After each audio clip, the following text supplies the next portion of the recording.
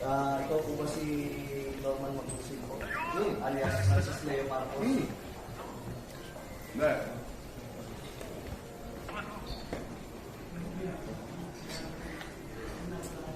Okay.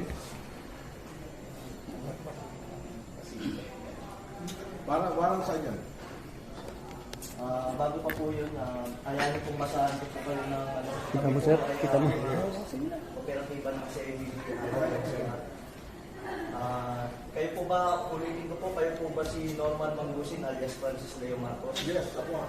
Kayo ay aming inaaresto sa bisa ng warrant of arrest na issue ng RTC Branch 294 Paranaque City for violation of unjust vexation under Article 287 of Revised Penal Code as amended in relation to Section 6 of RA 10175. Kayo ay may karapatang manahimik, sir. O sa walang tigo, o ano man ang inyong sabihin ay maaaring gawin pabor o laban sa inyo. Sa anumang hukuman, kayo rin ay may karapatan kumuha ng sarili niyong abogado at kumuha ng at kung wala po kayong sariling abogado, kayo po ay pagkakalooban ng libre ng gobyerno. Kayo rin po, andito ako sa inyo, ay may karapatan kumuha ng sarili niyong doktor na magsusuri ng inyo.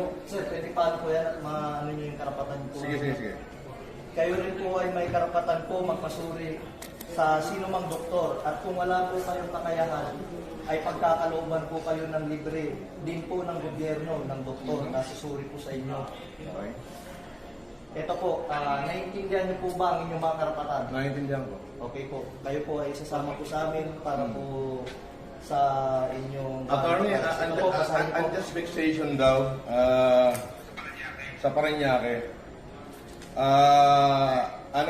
Hindi ko alam kung sino complainant nito.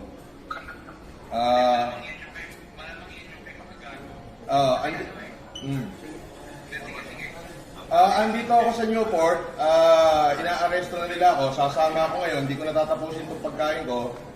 Inilive na nila ako. Pwede bang sasama na lang ako, Brad? Huwag mo na ako ipahiya. Hindi, kailangan po kasi may procedure po tayo. Sige, sandali. Iramin ko lang. May procedure po tayo, sir. Attorney, nasaan ka ba?